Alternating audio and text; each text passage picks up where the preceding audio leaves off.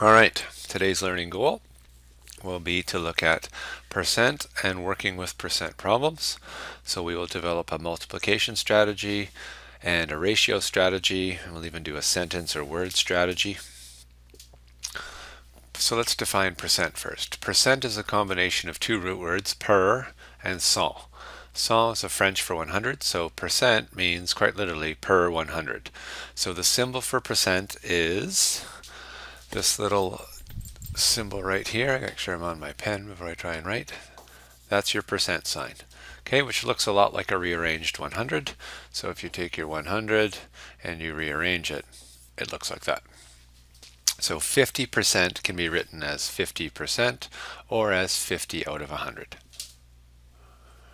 Okay, so this is the red box around this. So this is our strategy we're going to use. It takes advantage of both our understanding of ratios as well as our understanding of simple equations. It's very powerful. The only part that really requires some thinking is when you read the problem, you have to determine whether you're finding a part or a whole amount or the total amount. Okay, so that's where the thinking comes in, is on that. The percentage part is actually quite straightforward. So this is what we're going to employ in all of our solutions today. So if we have something like this, 60% of 200, okay, can be set up as follows. So if we look at this, the 60%, as soon as you see 60%, that's the ratio you can write, 60 out of 100. Bang, instantaneous. Now the tricky part is this 200 a part or the whole? And that's the part you have to think about. So when you read this question, do you get the sense that the 200 is the total amount that you're dealing with, or a portion or a part of the total of the amount you're dealing with? So in this case, it's the total or whole amount. Okay, so when we set this up, we're going to put that on 200 on the bottom. So we're actually looking for a part, so some amount of the 200. So if we set that up, n to 200 is equal to 60 to 100. We can then convert that to a fraction, and I'm going to rotate the n up top and the 60 up top, and we get this little equation or proportion. Now to isolate the n, we need to get rid of or remove the dividing by 200. So I'm just going to write that a little bit bigger so I can show the steps a little easier. And some of you, I'm sure, can already look at this and just know the answer, and that's completely fine. I want to go through the practice of the steps, so when it isn't obvious, we know what to do. Okay, so I want to multiply both sides by 200. So these would cancel. I would be left with my n value by itself, which is my isolating the variable. And then when I come over here, I'm not going to multiply 60 by 200 because that's going to make a very large number. What I can do though is I can divide 200 by 100 and get a value of 2. And then I'll multiply 60 times 2 and get the 120 that's missing. Okay, so that is the part out of the total of 200 that we were looking for. Okay, method 2. So to solve percent problems, a second method sometimes works for people, and we're going to translate the sentence and turn some of the words straight into math. This isn't my favorite technique because there are some variations, but it's not a bad place to start for some people. So when you see 60%, that's a real easy one. You just write 60 out of 100 or over 100 instantly. That's all you have to write. Now here's the tricky word, of. Of, not always, but usually in most of our word problems, of means multiply. Okay, and is normally means an equal sign. So if you read this, 60% of 200 is, that's 60% times 200 equals. Okay, so if you perform that operation, that's 0.6 times 200, and you can try that on your calculator, you get 120 both times. Okay, and this shouldn't be a really big surprise. If you look at this piece right here, 60 times 200, and you go back one slide, did we have 60 over 100 times 200? It's the same piece right there. The only thing that's different is the way we arrived at that setup. Okay, so we're going to try a couple here. Solve the following. 75% of 160 is something. Okay, so your hardest part of this question is, are we looking for a part or the total amount? And in this question, we're looking for a part. Okay, we already know the total. So if we go to set this up, some amount out of 160, oops, colored over it. Some amount out of 160 is equal to 75 out of 100. So again, the 75% just becomes 75 out of 100 really quickly. Okay, if we're doing this with words, 75%, there it is. The of is multiply, there's the 160, the is equals. Okay, so if I go back to my first method here, I'm going to multiply both sides by 160. Okay, could have probably drawn that a little larger. These cancel, and I'm left with n equals 75 over 100 times 160, and you'll notice that's the exact same thing we have over here. Okay, so we're looking for 3/4 or 0.75 of 160. If you need to, you could always grab your calculator. It's not the worst thing in the world. If you're comfortable and you can do it in your head, awesome. We should get 120. Okay, solve the following. 5% of 462. Okay, and there's a whole bunch of estimating things you could do. You get 5 for every group of 100. So if you think of for every group of 100, you get a 5. 100, 100, 100. Okay, you get a 5, you get a 5, you get a 5. And then there's a 62 remaining, so let's just guess that's going to be around 3. Okay, so I'm already, my estimate in my head before I've done any work is I'm looking at around 23 is my answer. Okay, so let's go, that's just a quick bit of mental math just to showcase that. If we set it up using the approach we've been looking at, okay, so the 462 in this case is the total, so we're looking for a part. So again, we set it up, here's the part over the total, so n out of 462 is equal to, and 5% is just 5 out of 100. To get the n by itself, we're going to multiply both sides by 462. So we end up with n equals 5 over 100 times 462. And again, not a bad place to use our calculator. So you could punch that in if you're comfortable, and we get, oh my goodness, look at that. We get 23.1, which is awfully close to the estimate I came up with without using a calculator. Okay, and just to recap the words again, 5%, there's 5% of is multiply, 462 goes in, and is the equal sign. And you'll notice that this piece right here and this piece look exactly the same. Okay, now this one's a little different. You have to read carefully here. What percent is 7 out of 10? Okay, well in this question we don't know the percent, but we do know the part and we do know the total of the other ratio. So when we set this up, it's just a tiny bit different. So here is the ratio. We have 7 out of 10, and we are looking for the unknown percent. Okay. If you wanted to try this using words, it still works. What percent? There it is. Is my equal sign. 7 out of 10 is this piece right here. Okay, so the word still works. We need to solve this though. I'm sure most of you can probably tell me the answer right now, but let's just go through the strategy to make sure we're comfortable. I'm trying to find this question mark, this unknown percent. So if I want to get it by itself, I'm simply going to multiply both sides by 100. These cancel, and the question mark or unknown percent we're looking for. Okay, so I would probably do 100 divided by 10 to get 10. 7 times 10 is 70. So the missing percent we're looking for is 70%. Oops, kind of dragged it across there. Okay, what percent is 45 out of 90? And again, you could probably tell me right away, just guess it, tell me. But let's just go through the setup. So percent is what we're looking for. There it is, 45 out of 90. There it is. To get this by itself, we're simply going to multiply both sides by 100.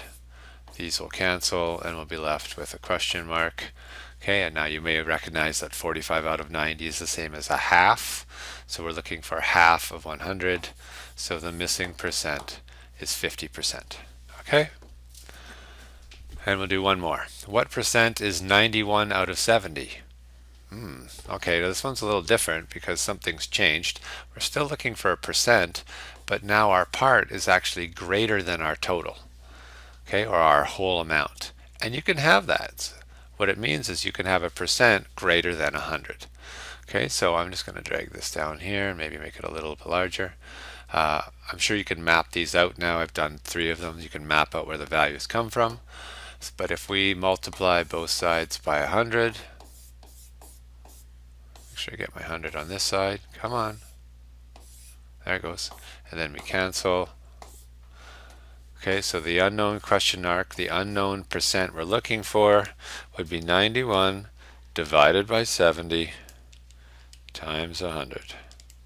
And we would get 130%. And that makes sense because it's greater than 100%.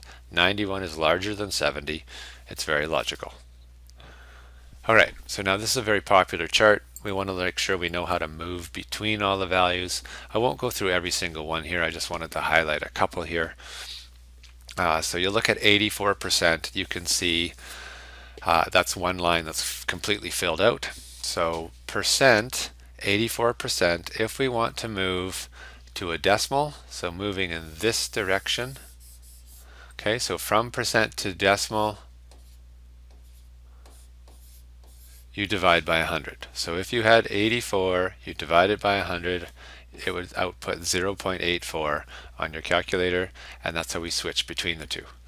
If you want to move from decimal to percent, you multiply by 100. And those are the two pieces you really need to know. Okay, to do the fractions, you start off by writing terms as out of 100. So let's try 30%. So we would start off as writing that as 30 out of 100. And then we would try and reduce it to lowest terms. And then we would see this goes down to 3/10, and that's as low as it can go. Okay, and then over here we would have 0.3, and you can put the 0 in if you want to remind yourself that it looks like a 30. Why that's important is when you get down to these values. Okay, so if you look at something like 3%, that's 3 out of 100. That becomes 0.03. So please note the difference between those two. Okay, they're not the same. And if you forget that 0, you can turn your 3% into 30% very quickly. You can have values that are less than 1%, or that are small. So 0.6%, you would write it out of 100. Okay, and now you'll notice something different happened down here. We actually scaled up both top and bottom by a factor of 10 to get rid of the decimal. We try not to have decimals in our fractions. It tends to make them a little bit more confusing. And then from there we find our lowest terms. And you'll notice over here, okay, my 0.006, this is my ones column right here. And I have less than 1%, so I need to be very small on that. I shouldn't call that ones column, that's incorrect. That's my hundredths column, but it looks like the 1 value when we're looking at our decimals. Okay, and then lastly, let's just bounce back up to 120 here. 120% would be 100. This would become 12 out of 10, which would become 6 out of 5. And as a decimal, now watch this, we take 120 divided by 100. It's 1.2. It's actually greater than 1. Okay, so you might want to spend a little bit of time exploring how you move between that table. It's going to show up in your task. We're going to try this couple problems here. So Jim scored 36 out of 60 on his English test. So let's do this right away. Did he pass? Most people would be pretty comfortable going, okay, well, 50% of 60 is 30. He got a 36, so he passed. So we know he's over 50%. So what mark percent did Jim earn? Well, Jim earned 36 out of 60, which equals some unknown percent out of 100. Okay, so if we want to get that unknown percent by itself, we multiply both sides by 100. These would cancel. and we would say 36 divided by 60 times 100, and we would get 60%. So Jim scored 60% on his English test. So what mark did Jim need to score to earn an 80% on his test? Okay, so now this is changing the problem a little bit. We know he wants 80 out of 100. The test is out of 60, so now we have to figure out what his new score could have been. Okay, so it's again same strategies, just changing which was the unknown. So in this case, I'm going to multiply both sides by 60. These will cancel, and n, again, I'll let my calculator do the heavy lifting on these just for the interest of speed. And that's where you like to use calculators, just when it's a speed element more than anything. So Jim needed a score of 48. Now, let's go to the last question. The teacher made a mistake, oops, and the test was actually out of 52. If his original score stayed the same, but the out of or the denominator changed, how much did Jim's percentage mark increase? Okay, so now Jim has a 36 out of 52 now, and we're trying to find his percent out of 100. Okay, so again, we're going to multiply both sides by 100. Okay, and then we will cancel on this side, and we'll find out Jim's new percentage.